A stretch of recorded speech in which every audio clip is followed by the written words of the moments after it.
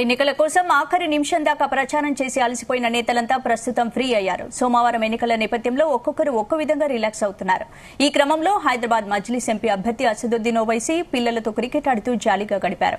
ఇందుకు సంబంధించిన దృశ్యాలు సోషల్ మీడియాలో వైరల్ గా మారాయి.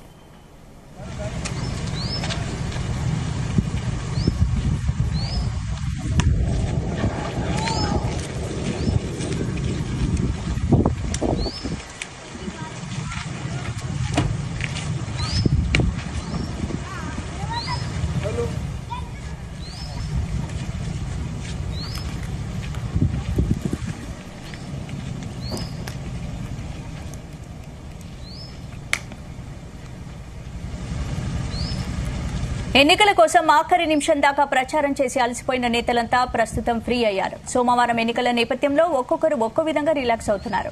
ఈ క్రమంలో హైదరాబాద్ మజ్లిస్ ఎంపీ అభ్యర్థి అసదుద్దీన్ ఓవైసీ పిల్లలతో క్రికెట్ ఆడుతూ జాలీగా గడిపారు.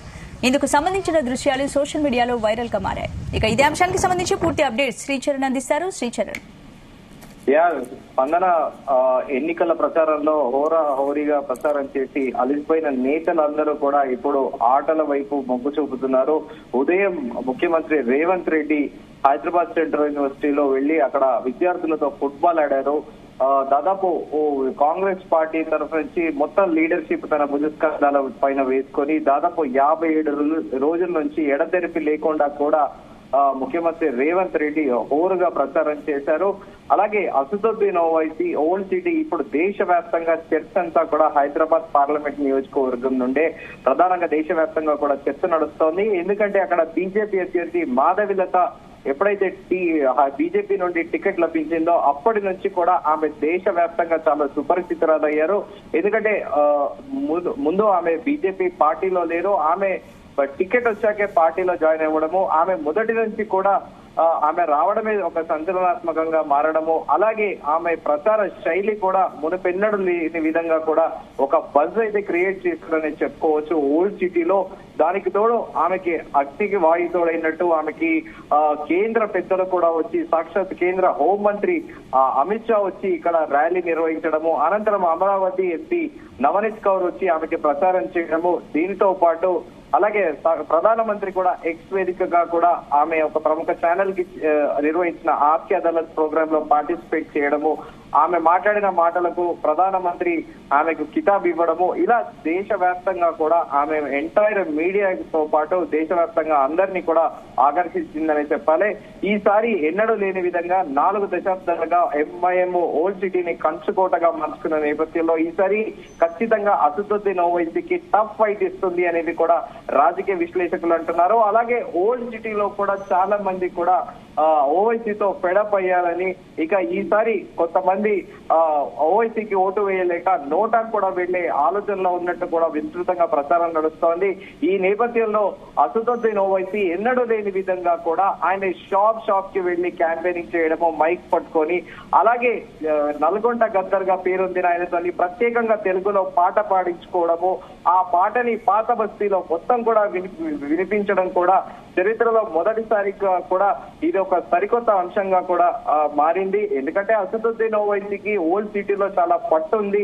ఆ ఇద్దరు బ్రదర్స్ తమ్ముడు ఎమ్మెల్యేగా తాను ఎంపీగా కూడా వరుసగా 3 సార్లుగా కూడా ఎన్నిక అవుతూ వస్తున్నారు. ఈసారి కూడా విజయం నల్లేరు పైన నడికే అనుకున్నారు. కానీ హైదరాబాద్ బీజేపీ అభ్యర్థి తరఫున ఒక టఫ్ ఫైట్ అయితే ఈసారి అసదుద్దీన్ వారు, ఎందుకంటే ఆయన గతంలో బీజేపీ నాయకుల పైన ఆరోపణలు చేశారు. వేరే రాష్ట్రాలకు వెళ్లి అక్కడ ప్రచార నిమిత్తంలో ఎంఐఎం పార్టీ ప్రచార నిమిత్తంలో అక్కడ లోకల్ నాయకులను అన్నారు. కానీ స్వయంగా ప్రధానమంత్రిని, హోంమంత్రిని ఉద్దేశించి కూడా, అలాగే ఆర్ఎస్ఎస్ సంఘ పరివార్ గురించి కూడా సంచలన వ్యాఖ్యలు కూడా ఇప్పటిదాకా ఎప్పుడు చేయలేదు. కానీ మొన్న నవనీత్ కౌర్ అమరావతి ఎంపీ వచ్చి అదంతా వివాదం అంతా తెలిసింది. ఆ వ్యాఖ్యలకు అసదుద్దీన్ ఓవైసీ ప్రధానమంత్రి పైన కాంట్రవర్షియల్ స్టేట్మెంట్స్ చేయడము, అలాగే ఆర్ఎస్ఎస్ పైన కూడా చేయడము, అలాగే తమ్ముడిని తాము సంధాయించి ఒక పక్కన కూర్చోబెట్టాము, తమ్ముడు ఉంటే మీరంతా తట్టుకోగలరా, 15 సెకండ్లు కాదు 15 గంటలు తీసుకోండి, ఇక్కడే ఓల్డ్ సిటీలో ఉంటాము మేమని ఇలా కాంట్రవర్షియల్ స్టేట్మెంట్స్ తో హోరీగా ఎన్నికల ప్రచారము అన్ని పార్టీలు నిర్వహించాయి. కానీ అసదుద్దీన్ ఓవైసీ ఇది సంథింగ్ డిఫరెంట్ అని చెప్పాలి. ఈసారి ఆయన ఈ రోజు మధ్యాహ్నం అరౌండ్ 3:30 PM అక్కడ క్యాంపెయినింగ్ అంతా అయిపోయి నిన్న సాయంత్రం 6 నుండే ప్రచార హోరులు మైకులు అన్ని కూడా మూతపడ్డాయి. ఈ నేపథ్యంలో ఆయన చిన్న పిల్లలతో పాటు యువకులతో క్రికెట్ ఆడుతూ సందడి చేశారు. ఇప్పుడు అది నెట్టింట వైరల్ అవుతోంది. ప్రచారం చేసి అలసిపోయిన అసదుద్దీన్ ఓవైసీ పిల్లలతో క్రికెట్ ఆడుతూ సేద తీరుతున్నారని కూడా నెటిజన్లు కామెంట్ పెడుతున్నారు. నిజంగానే వాస్తవికంగా కూడా చూసుకుంటే అసదుద్దీన్ ఓవైసీకి ఈసారి ఎన్నడూ లేని విధంగా కూడా ఆయనే ఎర్లియర్ కూడా క్యాంపెయినింగ్ చేసేవారు, ఒక జీప్ లో వెళ్లి ప్రచారం చేసేవారు. కానీ ఈసారి మాత్రము డోర్ టు డోర్ వెళ్లి ప్రతి షాప్ దగ్గరికి వెళ్లి అలాగే చిన్న వ్యాపారులు ఫ్రూట్ వెండర్ల దగ్గరికి కూడా వెళ్లి ప్రచారం చేశారు. దాన్ని బట్టి చూస్తే ఈసారి మాత్రం కూడా అసదుద్దీన్ ఓవైసీకి చాలా టఫ్ ఫైట్. అటు శారీరకంగాతో పాటు మానసికంగా కూడా అలిసిపోయి ఉంటారు అసదుద్దీన్ ఓవైసీ అని కూడా నెటిజన్లు కామెంట్ చేస్తున్నారు. ఆ మానసికంగా అలిసిపోయిన ఆ అలసత్వాన్ని దాన్ని మైమరిపించేటందుకే పిల్లలతో క్రికెట్ ఆడేటందుకు అలాగే ఆ రాజకీయ ఒత్తిడి ఆ క్యాంపెయినింగ్ ప్రెషర్ అంతా కూడా పోయే విధంగా కూడా పిల్లలతో క్రికెట్ ఆడారని కూడా నెటిజన్లు. రేవంత్ ఏమో ఫుట్బాల్ ఆడారు, పిల్లలతో కలిసి ఓవైసీ క్రికెట్ ఆడుతున్నారు, ఏంటి ఎలా చూడొచ్చు?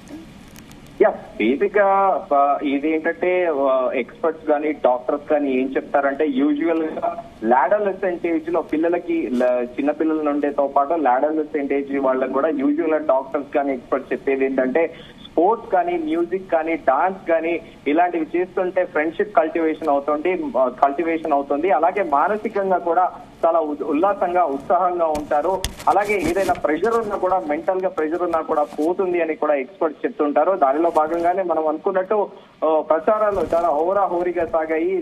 ఆల్మోస్ట్ ముఖ్యమంత్రి రేవంత్ రెడ్డి రాష్ట్ర వ్యాప్తంగా పర్యటించారు. అలాగే అసదుద్దీన్ ఓవైసీ కూడా కాస్త లేట్ గా ప్రచారం మొదలుపెట్టినా కూడా ఆయన కూడా పొద్దున సాయంత్రం అనుకుంటా పాత బస్తీ మొత్తం కూడా నెల రోజుల పైగానే ఆయన విపరీతంగా తిరిగాడు.